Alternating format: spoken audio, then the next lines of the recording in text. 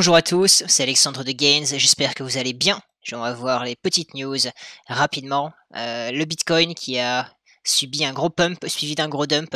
Voilà, ça existe, ce n'est pas la charte, le graphe d'un altcoin, c'est le Bitcoin, des courbes quasiment verticales, on les voit parfois. Euh, Bah, que dire de plus? On en parlera un peu plus à la fin de la vidéo. On va commencer tout de suite avec les news macro. La Chine qui adopte une loi qui protège l'héritage des crypto-monnaies. Donc une loi de plus pour voilà, plus de reconnaissance sur le Bitcoin. Il y a aussi plusieurs tribunaux chinois qui ont récemment jugé que le Bitcoin et Ether étaient des propriétés protégées par la loi. Ça a fait suite à quelqu'un qui a volé des cryptos à une autre personne et le voleur a dû rendre les cryptos comme s'il avait volé n'importe quel autre bien. Voilà, et donc il y aura peut-être des détails, sur, voilà, par exemple, le mariage, si vous faites du tort à des gens, des contrats potentiels. Si par exemple vous acquérez des bitcoins alors que vous êtes mariés, selon le contrat, s'il y a un contrat de mariage, vous pourrez, si vous divorcez après, devoir, par exemple 50 des bitcoins que vous avez acquis à votre conjoint ou conjointe potentiellement en Chine. On continue avec une banque suisse privée qui déploie un service de trading en crypto premium. Donc ça fait suite à ce qui se passe, hein, voilà, tous les gros acteurs qui rejoignent les cryptos, les gens qui sont riches, les institutions, les grosses entreprises, ils veulent, ils veulent pas eux aller sur IDEX, ils ne veulent pas aller sur des DEX, ils veulent une expérience très clean, ils veulent de la sécurité et donc voilà, c'est ce que cette entreprise leur offre, des trades qui vont, être, effectués rapidement avec un spread qui sera faible. On continue avec Ripple qui, unlock 500 millions de XRP. Donc, voilà, pour rappel, il y a à peu près 100 milliards de XRP disponibles, au total et il y en a que 44 milliards qui circulent. Ce qui signifie que Ripple a donc plus de 50 du total supply. C'est donc, une épée de Damoclès, hein, qui est toujours au-dessus du prix du token parce qu'on ne sait jamais ce qui peut se passer s'ils décident un jour de vendre en masse.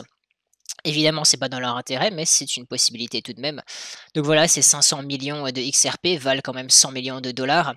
C'est à noter tout de même que la vitesse à laquelle Ripple vend les XRP diminue. Voilà, au premier trimestre 2020, ils n'ont vendu que pour environ 2 millions de dollars de tokens.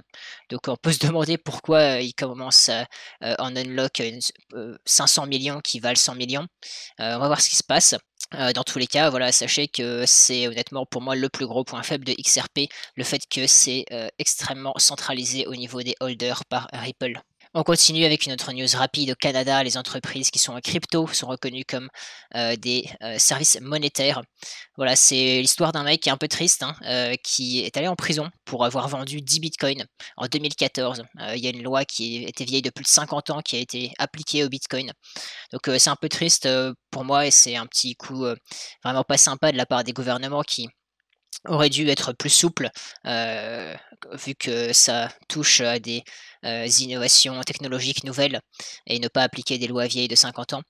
Bon, on peut tout de même être content que maintenant, voilà, c'est son dernier jour à cet individu en tant que trader non réglementé de monnaie virtuelle.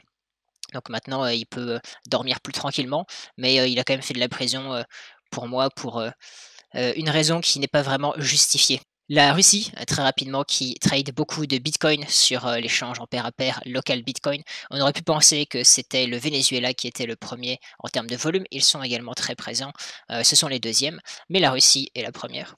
Un nouveau partenariat avec Chainlink, Chainlink qui s'associe avec beaucoup de gens en crypto, qui va s'associer avec Avalabs.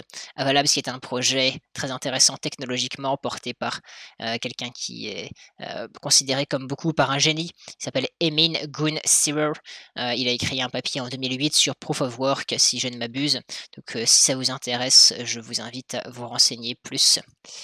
Un autre projet qui est de très grosse envergure, peut-être encore plus qu'Ava, c'est Clayton. Clayton qui est porté par Kakao. Kakao qui est vraiment énorme en Corée du Sud avec leur application de messagerie évidemment qui a un quasi monopole là-bas et qui va donc intégrer la blockchain et des produits de Clayton.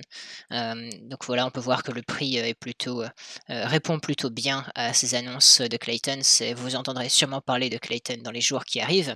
Et pour terminer, Coinbase, qui était pourtant vu comme beaucoup comme un échange sur lesquels on pouvait plus compter que Binance, eh bien, n'a pas réussi à rester en ligne durant cette période de forte volatilité, ce qui est bien dommage parce que c'est la volatilité, donc quand ça le prix monte ou descend, c'est là que les gens peuvent gagner de l'argent, et forcément si vous ne pouvez pas trade quand le prix évolue, et ben ça sert à rien d'être sur cet échange. Donc peut-être que ça va être un gros coup pour, Coinbase, on va voir, ce qu'il se passe. Voilà, c'était tout pour aujourd'hui. Quelques petites news intéressantes, toujours des progrès côté régulation. Ripple, faites attention. Et le Bitcoin qui a fait un petit pump and dump comme on les aime. J'espère que ça vous a plu. Si ça vous a plu, mettez un like. Si ça ne vous a pas plu, dites-moi pourquoi en commentaire. Abonnez-vous et à bientôt pour plus de news.